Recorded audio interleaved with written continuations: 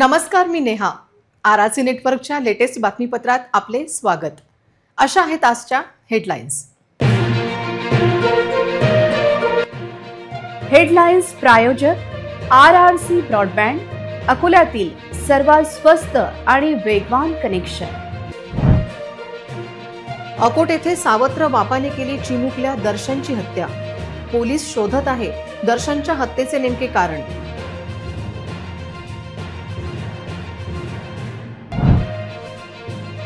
शाळकरी मुलांवरच्या अत्याचारानंतर प्रशासन गाफीलच. जिल्हा परिषदेच्या अनेक शाळांमध्ये सीसीटीव्ही नाहीच. मूर्तिजापूरच्या जप्त तांदळाची पुलाव कोणी खाल्ला. पुरवठा विभागाचा ना अहवाल नाही कारवाई.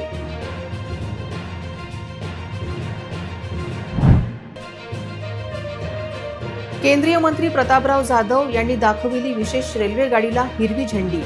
प्रत्येक वारकऱ्यांची आस्थेने केली चौकशी. राज्याच्या लाडक्या बहिणीच्या योजनेने सरकार कंगाल. तुम्ही नवे वाहन घेत असाल तर मोजावे लागतील अतिरिक्त पैसे. आता सविस्तर बातम्या. अकोट येथील 9 वर्षाच्या दर्शनची हत्या सावत्र बापाने का केली असा प्रश्न अकोटवासियांना पडला आहे. याच प्रश्नाचा शोध अकोट पोलीस घेत असून या प्रकरणात सावत्र बापासह दोघांना पोलिसांनी अटक केली आहे. काल रात्री 8:30 वाजताच्या सुमारास एक महिला अकोट शहर पोलीस स्टेशनला येऊन तशी तक्रार दिली की तिच्या 9 वर्षाचा मुलगा जे आहे ते मिसिंग झालेला आहे. ही माहिती मिळतानाच अकोट शहर पोलीस स्टेशनची टीम, त्यांचे अधिकारी, अंमलदार आणि त्यांचे नेतृत्व करणारे आपले ठाणेदार अकोट शहरचे, त्यांनी त्याचे शोध लावण्याचे काम चालू केला. काल दुपारी 3 वाजल्यापासून दर्शन कोणालाही न सांगता घरातून निघून गेल्याने त्याच्या कुटुंबियांनी अकोट शहर पोलिसांशी संपर्क साधला होता. त्यानंतर दर्शनचा शोध घेण्यासाठी सहाय्यक पोलीस अधीक्षक अनमोल मित्तल, अकोट शहरचे ठाणेदार अमोल माळवे, ग्रामीण ठाणेदार किशोर जुनघरे, अकोट शहर डीबी टीमसह तब्बल 60 पोलीस कर्मचाऱ्यांनी रात्रभर शोध मोहीम राबवली. माडी, खिंद्राकूद आणि आसपासच्या ग्रामीण भागातील ग्रामस्थांनीही या शोध कार्यात पोलिसांना सक्रिय मदत केली. आता काही दिवस अगोदरच माननीय मुख्यमंत्री साहेबांच्या हस्तेनी जे इनॉग्रेट झालेलं आपला सीसीटीव्ही सिस्टम आहे त्याचे तांत्रिक वापर करून आपल्याला असं कळालं, आपल्याला एक व्हिडिओ मिळाली ज्याच्यात तोच संशयित 9 वर्षाचे मुलगा जे मिसिंग झालेला आहे तो एक बाईकवर बसून 2 पुरुषांसाठी जाताना दिसते. आता जेव्हा आपण त्या व्हिडिओला अगदी जवळपास बघितलं तर आपल्याला असं समजलं की ते जे 2 पुरुष आहे ज्याच्यासोबत ते जाताना दिसते त्यांच्यापैकी एक पुरुष त्याच महिलासोबत पोलीस स्टेशनला आला होता. तेव्हा आम्हाला हे बात पहिल्यांदा समजली की हे जे पुरुष आहे ती महिलाचा पहिला नवरा नाही, दुसरा किंवा तिसरा नवरा आहे आणि तो ह्या मुलगीच्या सावत्र वडील होता. जसंच आम्हाला ही माहिती समजली की तेच ह्यांना घेऊन गेलेलं आहे, आम्हाला म्हणजे आपले अनुभवी पोलीस अधिकारी असल्याने आपल्याला समजून जाते की ह्याच्यात काही ना काही मोठा प्रकरण असण्याची शक्यता असते. तेव्हा मी सुद्धा पोलीस स्टेशनला दाखल झालो रात्री 12 वाजताच्या सुमारास आणि तेव्हापासून ह्या गुन्ह्याचा तपास अधिकारी म्हणून मी स्वतःहून घेतला. रात्रभर चाललेल्या या शोध मोहिमेत प्रत्येक जण दर्शन सुखरूप घरी परतावा अशीच प्रार्थना करत होता. मात्र आज सकाळी चिचोना फार्म येथील गोमुखाजवळ एका बोरीमध्ये दर्शनचा निष्प्राण देह आढळल्याने सर्वांनाच मोठा धक्का बसला. प्राथमिक माहितीनुसार त्यांच्या सावत्र पित्यानेच हे क्रूर कृत्य केल्याचे समोर आले आहे. या घटनेने अकोट शहरात हळहळ व्यक्त होत आहे. 9 वर्षाच्या चिमुकल्याचा अशा प्रकारे दुर्दैवी अंत झाल्याने नागरिक सुन्न झाले आहेत. पोलिसांनी या प्रकरणी अधिक तपास सुरू केला असून आरोपी सावत्र पित्याला ताब्यात घेतले असल्याची शक्यता आहे. या घटनेने समाजात तीव्र संताप व्यक्त होत असून अशा घटनांना आळा घालण्यासाठी कठोर उपाययोजना करण्याची मागणी केली जात आहे. या प्रकरणात पोलिसांनी अमरावती जिल्ह्यातील अंजनगाव सुर्जीच्या हिरापूर येथील आकाश साहेबराव कान्हेरकर, गौरव वसंतराव गायगोले यांना अटक केली आहे. आपण इथे जे पहाडी टप्पा आहे अकोट आणि अमरावतीचे बॉर्डरवर शहानूर सँक्च्युरी जे आहे ते इथून जवळपास 10 ते 12 किलोमीटर असेल, जे मोठे मेळघाट टायगर रिझर्वचा एक भाग आहे. त्या टप्प्यामध्येच आपल्याला हे जे आरोपी आहेत ते जे संशयित इसम जे आरोपी आहे ते म्हणत होते की त्यांनी कुठेतरी जे मुलं आहे त्याचे इस्माला त्याची बॉडीला इथे कुठेतरी टाकलेलं आहे। तर मागचे 10 तासपासून सातत्याने अकोट उपविभागचे जे आपले पोलीस अधिकारी आणि अंमलदार आहेत ते अकोट ग्रामीणचे असो किंवा अकोट शहरचे असो त्यांनी परिश्रम घेऊन ते बॉडीला फायनली शोधलं आहे आणि त्या बॉडीला आपण शोधून त्याला PM आणि इन्क्वेस्ट आणि इतर कार्यवाहीसाठी पुढे अकोटला पाठवलेलं आहे। हे अत्यंत दुःखदायक घटना आहे, परंतु ह्याच्यात अकोट आपले पोलीस टीमनी जे परिश्रम घेतलेला आहे त्याचे मागे एकच कारण आहे की आम्हाला सर्वांना त्या 9 वर्षाच्या मुलासाठी इन्साफ पाहिजे आणि आम्हाला ते न्याय पाहिजे आणि आपली हाच धारणा राहते, आपला हाच हेतू राहते की आपण लवकरात लवकर 10 ते 12 पुढचे 1 किंवा 2 आज किंवा उद्या जास्तीत जास्त करून आपण ह्याची चार्जशीट दाखल करण्याचा प्रयत्न करू। आतापर्यंत आपण जे काही कारवाई केलेली आहे ते नवीन जे कायदा आहे BNSS ज्याच्यातले भरपूर काही स्ट्रिक्ट प्रिकॉशन्स दिलेले आहे। प्रत्येक गोष्टीची व्हिडिओ रेकॉर्डिंग झाली पाहिजे, प्रत्येक गोष्टीच्या एक ई-साक्ष्य म्हणून ॲप दिलेला आहे, वेगवेगळे प्रोसिजर्स दिलेले आहे। आतापर्यंत जे काही आपण केलेलं आहे ते सर्व त्या प्रोसिजर्सला मनात धरूनच केलेलं आहे आणि आमची अशी आशा आहे की पुढे सुद्धा आपल्याला ह्या केसमध्ये चांगले रिझल्ट्स दिसण्याला भेटणार आहेत। धन्यवाद। शाळांमध्ये विद्यार्थ्यांच्या लैंगिक शोषणाचे प्रकार रोखण्यासाठी व सुरक्षतेच्या राज्य शासनाने सर्व शाळांमध्ये CCTVs लावणे बंधनकारक केले आहे। अद्यापही जिल्ह्यातील बहुतांश शाळांमध्ये CCTVs यंत्रणा कार्यरत नाही। जिल्हा परिषदेच्या केवळ 353 शाळांमध्ये CCTVs यंत्रणा सुरू असून जिल्हा परिषदच्या शाळांमध्ये CCTVs कॅमेरे लावण्यासाठी 4 कोटी 10 लाख रुपयांचा निधी जिल्हा वार्षिक योजनेतून जिल्हा परिषदच्या प्राथमिक शिक्षण विभागाने देण्यात आला आहे। विभागावर दिलेली निधी आणि विभाग स्तरावरची निविदा प्रक्रिया न राबविल्याने शाळांमध्ये कॅमेरे लावण्याची प्रक्रिया लालफितशाहीत अडकली आहे। एप्रिल 2023 मध्ये जिल्हा परिषद शाळेला शिकणाऱ्या मुलींवर 2 शिक्षकांनी लैंगिक अत्याचार केले होते। या प्रकरणी शिक्षकांवर गुन्हा दाखल करण्यात आला होता। शालेय पोषण आहार मदतनीसने एका विद्यार्थिनीचा आहार शिजवण्याच्या ठिकाणी विनष्पाय केल्याची घटना सुद्धा परिसरात घडली होती। बाळापूर तालुक्यातील जिल्हा परिषदच्या एका शाळेतील 6 विद्यार्थिनीच्या छेडछाडीचा गुन्हा दाखल झाला होता। जिल्ह्यातील 912 शाळांमध्ये CCTVs यंत्रणा लावण्याचा प्रस्ताव धुळखात पडला होता। मूर्तिजापूर पोलिसांनी 28 जून रोजी रात्रीला गस्तीवर असताना 30 टन तांदूळ भरलेला ट्रक ताब्यात घेतला होता।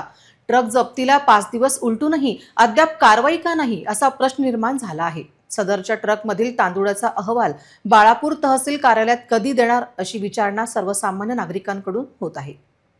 मूर्तिजापूर सिटी पोलीस ठाण्याचे पोलीस उपनिरीक्षक आपल्या पथकासह 28 जून रोजी रात्र गस्तीवर असताना कारंजा टी पॉइंट जवळ एक संशयित ट्रक पकडला। सदर ट्रकची पाहणी केली असता यामध्ये अंदाजे 30 टन तांदूळ आढळून आले।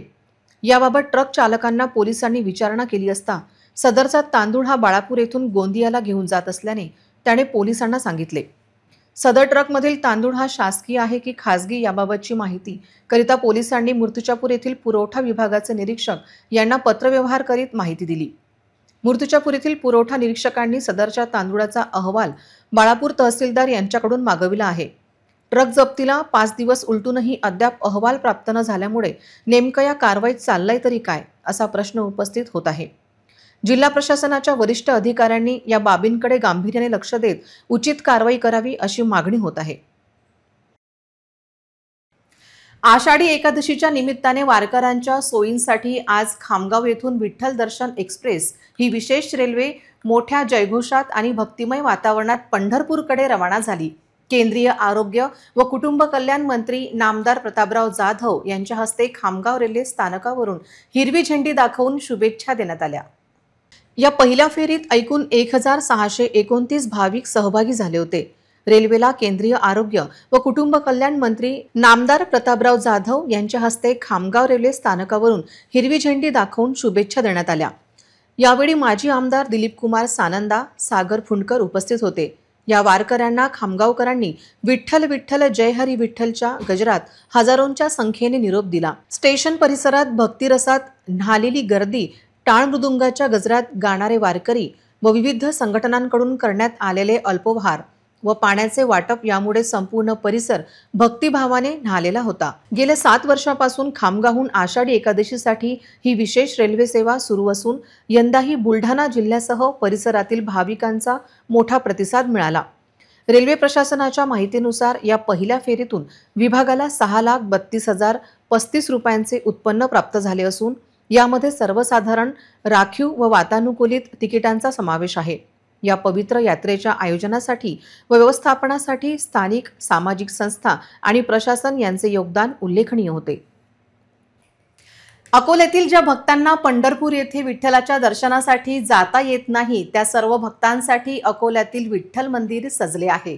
रविवारी आषाढी निमित्त मंदिरात विशेष सजावट केली गेली असून भाविकांची गर्दी सुरू झाली आहे। आषाढी एकादशी निमित्त पंढरपूरची वारी महाराष्ट्राची अनेक शतकांपासूनची परंपरा आहे। संत ज्ञानेश्वर, संत तुकाराम महाराज, श्री संत गजानन महाराज यांच्यासह अनेक संतांच्या पालख्या पंढरपूरकडे रवाना झाल्या आहेत। मात्र विविध कारणांमुळे अनेक विठ्ठल भक्तांना यंदा पंढरपूरला जाणे शक्य झाले नाही। ते भाविक जुने शहरातील या मंदिरात दर्शनासाठी हमखास येतात। जुन्या विठ्ठल मंदिरात आषाढी एकादशी निमित्त विविध धार्मिक कार्यक्रमांचे आयोजन करण्यात आले आहे।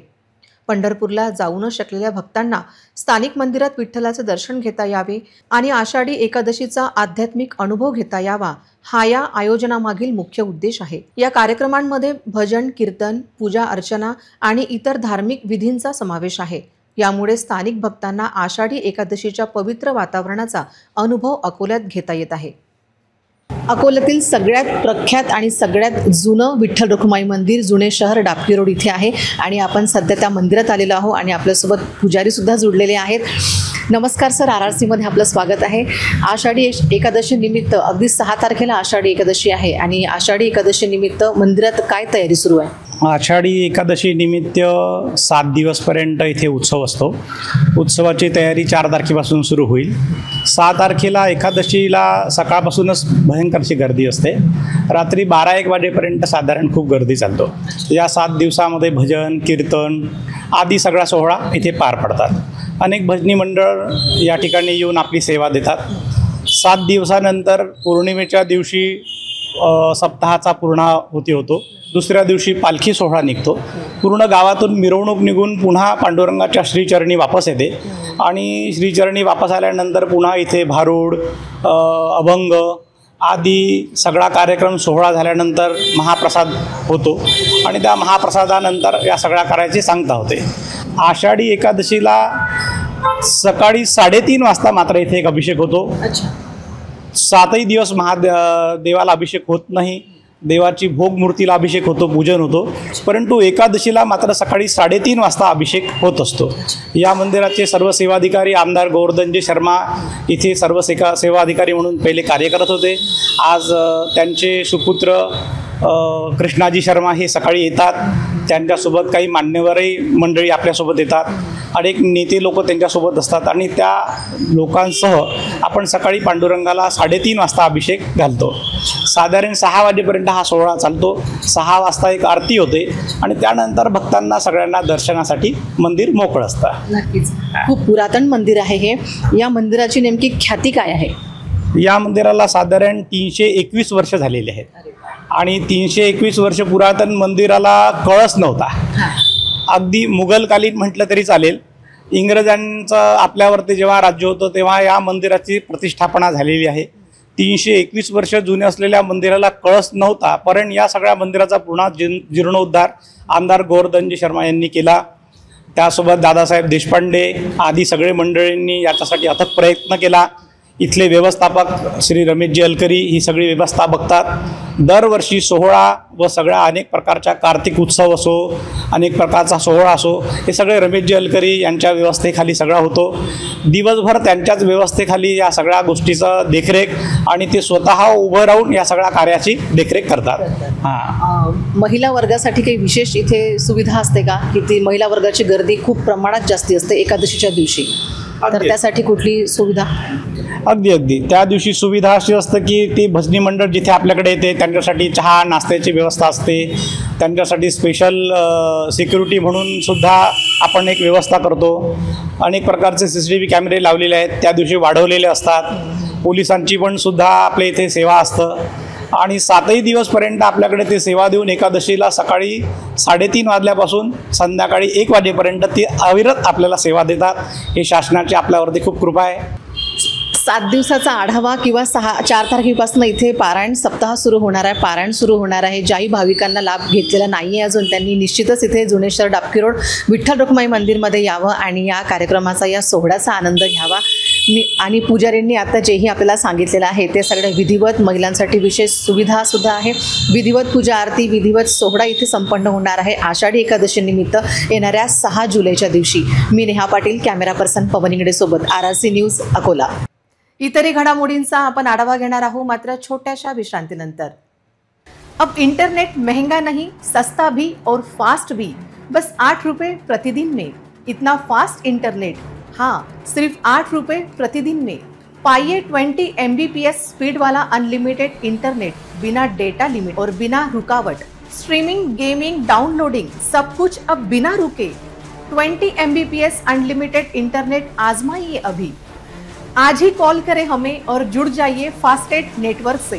RRC network private limited. Internet अब सबका हक है, फास्ट और सस्ता अनलिमिटेड. विश्रांतीनंतर पुन्हा एकदा तुम्हा सर्वांचे हार्दिक स्वागत. थॅलेसेमिया सारख्या दुर्धर आजारांवर उपचार आणि नियंत्रणासाठी एक मानस कार्य प्रणाली तयार करण्यात यावी अशी मागणी आमदार रणधीर सावरकर यांनी तारांकित प्रश्नाद्वारे सभागृहात उपस्थित केल्या गेली. त्यावर आरोग्यमंत्र्यांनी सकारात्मकता दर्शवली. महाराष्ट्राला थॅलेसेमिया मुक्त करण्याच्या दिशेने आरोग्य विभागाने एक महत्त्वाचे पाऊल उचलले असून लवकरच एक मानक कार्यप्रणाली तयार केली जाणार आहे. महाराष्ट्रातील या गंभीर अनुवंशिक आजारांवर नियंत्रण ठेवण्यासाठी आणि भावी पिढ्यांना त्यापासून वाचवण्यासाठी एक ठोस उपक्रम राबवण्याची गरज त्यांनी व्यक्त केली आहे. आरोग्य विभागाच्या माहितीनुसार राज्यात सुमारे 12,000 थॅलेसेमिया रुग्ण आहेत.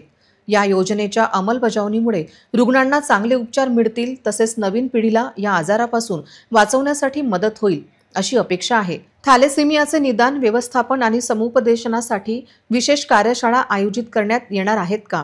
त्या अनुषंगाने शासनाने याची अंमलबजावणी केली आहे का? असे अनेक प्रश्न आमदार रणधीर सावरकर यांनी आपल्या प्रश्नाद्वारे उपस्थित केले होते. याच्यामध्ये शासन काम करून राहिलं. थॅलेसेमियाचा आजार हा विशेषतः सिंधी समाजामध्ये जास्ती आढळतो. अडचण काय होऊन राहिली, प्रॅक्टिकली लहान बाळं असतात आणि नेमकं महिन्याच्या शेवटी एक 10-20% स्टॉकची तुटवडा भासवते. मग या सर्व मुलांना मोठ्या जिल्ह्यात, नागपूर, अमरावती, आमच्या भागात तिथून जाऊन औषधं विकत घ्यावं लागतात. याच्यामध्ये फक्त एकच सुधारणा करण्याची गरज आहे. आपला जो स्टॉकिस्ट आहे, जो झोपलेला आहे, त्यानं महिनाभर आधीच आपली स्टॉक पोझिशन घ्यायला पाहिजे. बफर स्टॉकची व्यवस्था केली पाहिजे, जेणेकरून या थॅलेसेमियाच्या लहान मुलांना, सर्वांना जिल्ह्याच्या बाहेर जायचं काम पडणार नाही. माझी एवढीच विनंती आहे की याविषयी SOP तयार करून कधीही औषधात तुटवडा निर्माण होणार नाही अशी व्यवस्था आपण करणार का? अध्यक्ष महोदय, सन्माननीय मुख्यमंत्री देवेंद्र फडणवीस साहेबांच्या मार्गदर्शनामध्ये आपण ह्या 8 मेला महाराष्ट्रामध्ये थॅलेसेमिया, एक पाऊल थॅलेसेमिया मुक्तीकडे हे अभियान राबवलं आणि जेवढे पण आपल्या राज्यामध्ये थॅलेसेमियाचे पेशंट आहे त्यांना आपण अपंगत्वाचा दाखला देण्याची कारवाई चालू आहे. ST मध्ये त्यांचा प्रवास मोफत केला आहे, कारण की ब्लड ट्रान्सफ्युजनसाठी त्यांना वारंवार प्रवास करावा लागतो आणि गोळ्या औषधांच्या संदर्भात सुद्धा तुटवडा होऊ नये आणि दर्जेदार त्याची ट्रीटमेंटचे सगळं औषधं मिळावेत यासाठी सुद्धा बारकाईने लक्ष आहे. आणि जरी आपल्या विदर्भातील काही जिल्ह्यांमध्ये तुटवडा होत असेल तर यापुढे तो होणार नाही याची खबरदारी घेतली जाईल. न्यू तापडिया नगरातील रेल्वे ओव्हरब्रिजचे काम पुन्हा एकदा ठप्प पडले आहे. मागील 15 दिवसांपासून ब्रिजचे काम बंद पडल्याने न्यू तापडिया नागरिकांना पुन्हा धडकी भरली आहे. न्यू तापडिया नगर उड्डाणपुलाचे काम होते की नाही असा प्रश्न सामान्य अकोलेकरांना पडला आहे. पुलाचे बांधकाम करणारे मजूर उपलब्ध नसल्याने बांधकाम पुन्हा रखडल्याची माहिती आहे. स्थानिक न्यू तापडिया नगरातील रेल्वे उड्डाणपुलाचे काम गेल्या अनेक वर्षापासून संथ गतीने सुरू असून वेळेवरही पूर्ण होईल हीच अपेक्षा आहे. भर पावसात रेल्वे ओव्हरब्रिजमुळे नागरिकांना गैरसोयीचा सामना करावा लागत आहे. बापूनगर, खरब, 5 पिंपळ, दुबेवाडी, शंकरनगर या भागात रस्त्यावर मोठ्या प्रमाणात चिखल तयार झाला आहे. तसेच अनेक भागात पाणी साचले आहे. यामुळे नागरिकांना ये-जा करताना मोठ्या अडचणी येत आहेत. रेल्वे ओव्हरब्रिजचे काम थांबल्यामुळे नागरिकांना मोठा त्रास होत आहे.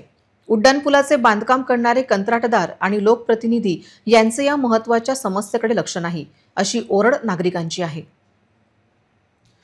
अकोला शहरातील गौरक्षण रोडवरील चैतन्य कॉलनी परिसरात अत्यंत विषारी म्हणून ओळखला जाणारा घोणस अर्थात रसेल वायपर साप आढळल्याने एकच खळबळ उडाली।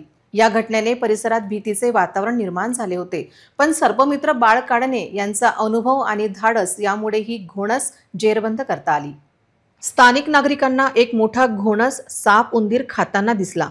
त्यांनी तात्काळ सर्पमित्र आणि मानद वन्यजीव रक्षक बाळ काडणे यांना याची माहिती दिली।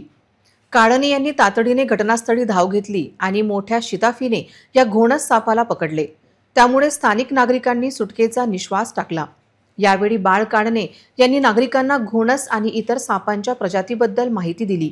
तसेच पावसाळ्यात उघड्यावर फिरताना किंवा घराबाहेर पडताना योग्य ती खबरदारी घेण्याचे आवाहनही त्यांनी केले। त्यांच्या या प्रयत्नामुळे परिसरातील नागरिकांचे भय दूर झाले आणि त्यांना सापाविषयी उपयुक्त माहितीही मिळाली। कुठला साप विषारी आहे, कुठला बिनविषारी आहे याची माहिती असल्याशिवाय सापाजवळ जाऊ नये। आपल्याला सापाचे ज्ञान असेल तर सर्पमित्रांना कॉल करून साप पकडून द्यावा, नको तिथे धाडस टाळण्याचे आवाहन बाळ काडणे यांनी केले आहे। इतरही घडामोडींचा आपण आढावा घेणार आहोत, मात्र छोट्याशा विश्रांतीनंतर। अब इंटरनेट महंगा नहीं, सस्ता भी और फास्ट भी, बस 8 रुपए प्रतिदिन में। इतना फास्ट इंटरनेट, हाँ सिर्फ 8 रुपए प्रतिदिन में। पाइए 20 MBPS स्पीड वाला अनलिमिटेड इंटरनेट, बिना डेटा लिमिट और बिना रुकावट। स्ट्रीमिंग, गेमिंग, डाउनलोडिंग सब कुछ अब बिना रुके। 20 MBPS अनलिमिटेड इंटरनेट आजमाइए अभी। आज ही कॉल करें हमें और जुड़ जाइए फास्टेट नेटवर्क से। RRC network private limited internet अब सबका हक है, फास्ट और सस्ता अनलिमिटेड।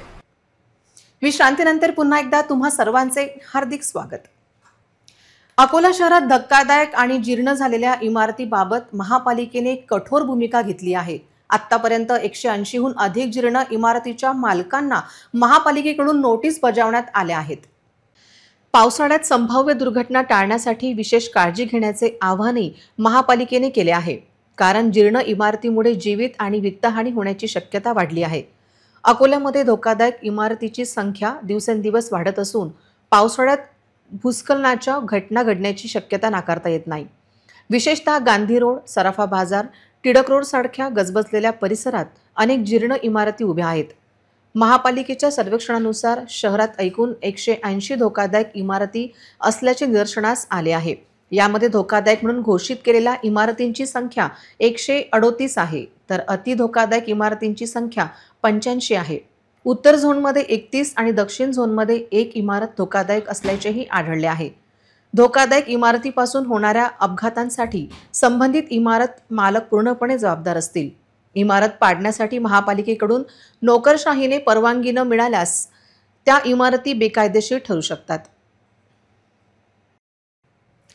लाडकी बहीण योजनेमुळे सरकार चांगलेच अडचणीत आले आहे। त्यामुळे विविध माध्यमातून करांचा बोजा नागरिकांवर वाढविणे सुरू झाले आहे। तुम्ही जर नवीन वाहन घेणार असाल तर तुम्हाला आजपासून अतिरिक्त पैसे मोजावे लागणार आहे। कोणत्या वाहनांवर किती कर वाढला याचा RRCने घेतलेला हा आढावा। महाराष्ट्र मोटार वाहन कर सुधारणा अधिनियम 2025 अंतर्गत तरतुदी 1 जुलैपासून लागू करण्यात आल्या आहेत।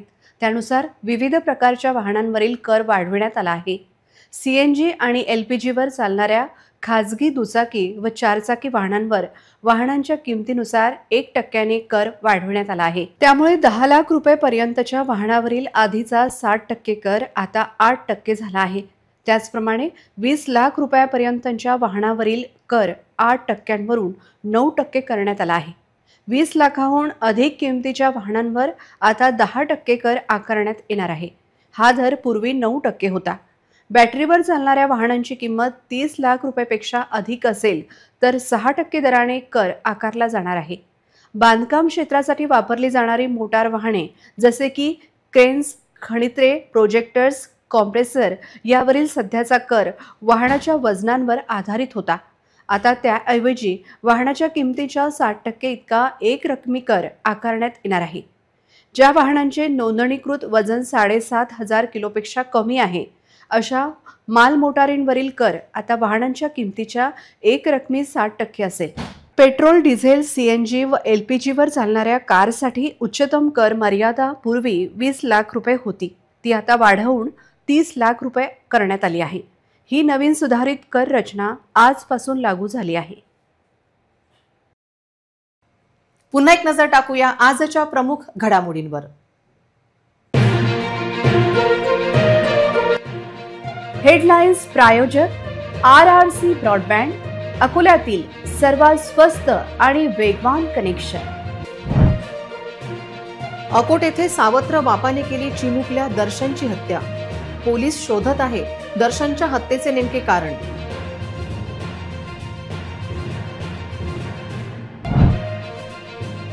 शाळकरी मुलांवरच्या अत्याचारानंतर प्रशासन गाफीलच. जिल्हा परिषदेच्या अनेक शाळांमध्ये सीसीटीव्ही नाहीच. मूर्तिजापूरच्या जप्त तांदळाची पुलाव कोणी कोणी खाल्ला. पुरवठा विभागाचा ना अहवाल नाही कारवाई.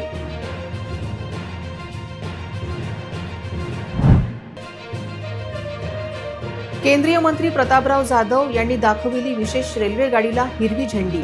प्रत्येक वारकऱ्यांची आस्थेने केली चौकशी. राज्याच्या लाडक्या बहिणीच्या योजनेने सरकार कंगाल. तुम्ही नवे वाहन घेत असाल तर मोजावे लागतील अतिरिक्त पैसे. बातम्यांसाठी तुम्ही पाहत रहा RRC news. 2,31,000 दर्शकांनी RRC digital Akola हे यूट्यूब चॅनल सबस्क्राईब केले आहे. तेव्हा तुम्ही कसली वाट पाहत आहात? तुम्ही पण सबस्क्राईब करा आणि बेल आयकॉन क्लिक करत RRCच्या बातम्या निरंतर पहा. तुमच्या मोबाईलवर नोटिफिकेशन मिळवण्यासाठी सबस्क्राईब करा RRCचे हे यूट्यूब चॅनल. लाईक आणि फॉरवर्ड करा RRC डिजिटल अकोलाचे हे न्यूज बुलेटिन. पुन्हा भेटूया लेटेस्ट बातम्यांसह नवीन बातमीपत्रात. तोवर नमस्कार.